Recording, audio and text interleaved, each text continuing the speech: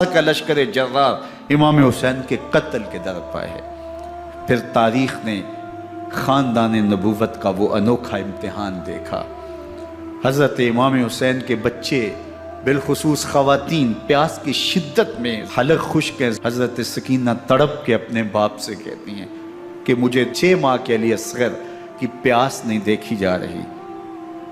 بچے کو ہاتھوں پہ اٹھاتے ہیں اور نہر فرات کے کنارے پہنچ کے فرماتے ہیں اشک کی آنکھ سے مخاطب ہو کے تمہارا معاملہ میرے ساتھ ہے، اس 6 ماہ کے بچے نے تمہارا کچھ نہیں بگاڑا، اور چلو بھر کے اس کا حلق سیراب کرنا چاہتے ہیں۔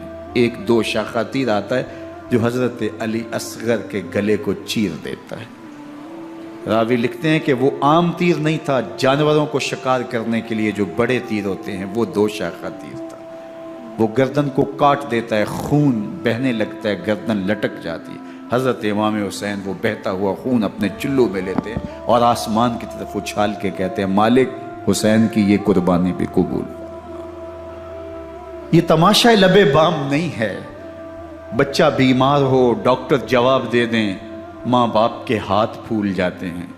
زندگی کی سانسیں ابھی چل رہی ہوتی ہیں لیکن ڈاکٹر کہے کہ یہ میرے بس کا روگ نہیں ہے، کہیں اور لے جاؤ، تو زندگی کا لف و نشر غیر مرتب ہو جاتا ہے۔ میں سلام پیش نہ کروں حسین ابن علی کو، 6 ماہ کا علی اصغر ہاتھوں میں دم توڑتا ہے، گردن لٹک جاتی ہے، خون بہہ رہا ہے۔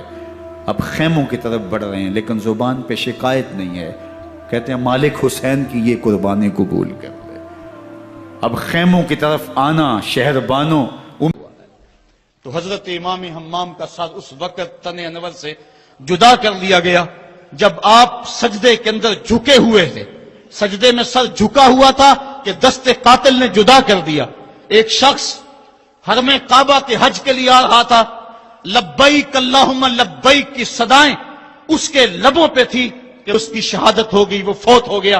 آقا کریم کو خبر دی گئی، حضور فرمایا کل جب قیامت کا دن ہوگا تو جب یہ اٹھے گا تو جس حالت میں فوت ہوا اس حالت میں اٹھے گا، اس کے لبوں پہ لبیک کی صدائیں ہوں گی۔ حسین ابن علی کا جب سر کٹا اور جب جسم سے تن انور سے ان کا سر انور جدا ہوا، اس وقت سر سجدے میں رکھا ہوا تھا۔ بندہ جس حال میں جاتا ہے قیامت کے دن اس طرح اٹھایا جاتا ہے۔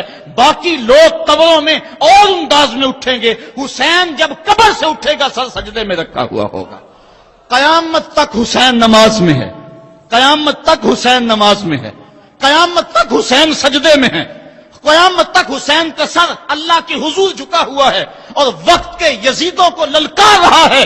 وقت کے یزیدوں تم اپنے اپنے دور میں پر پرزے نکالتے رہو گے لیکن حسین کا سر اور حسین کے ماننے والوں کا سر کبھی بھی تمہارے سامنے نہیں جھکے گا۔ حسین کا سر کل بھی خدا کے سامنے خم تھا اور آج بھی خدا کے سامنے ہی سر خم ہے۔ تو حضرت امام حسین رضی اللہ تعالیٰ عنہ کا سر اس وقت کاٹا گیا۔ پھر ان کو خضر راہ بنائیں گے۔ میں کہتا ہوں حضرت امام حسین نے تو لاشوں کے درمیان بھی نماز نہیں چھوڑی۔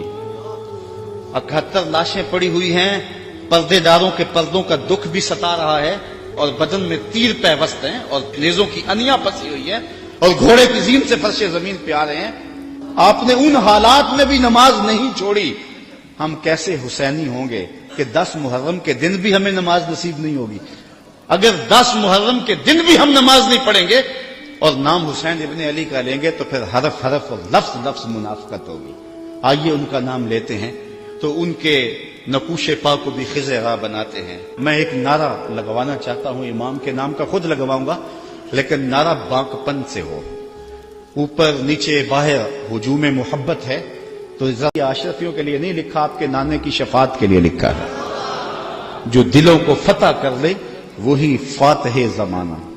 آپ پورا شہر ڈھونڈ لیں، آپ کو شمر نام کا شخص نہیں ملے گا، آپ کو خولی نام کا شخص نہیں ملے گا، آپ کو ابن زیاد نام کا شخص نہیں ملے گا، آپ کو یزید نام کا شخص نہیں ملے گا۔